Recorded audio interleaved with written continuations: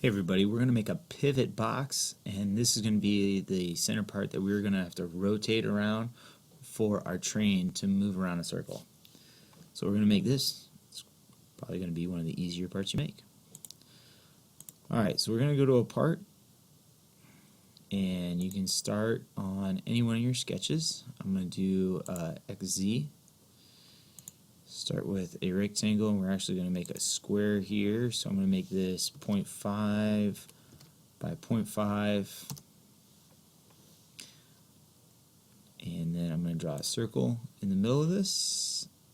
If I move my mouse really slowly and kind of hover over it, you'll probably see those dotted lines pop up. Another way to do that is to hover over, see a green dot come straight down off that horizontal, and then you see another dotted line. I'm going to make that center of the circle 0.25 wide. Finish that sketch, extrude it. I'm going to extrude the outside, and I want that to be 0.5. Hit OK.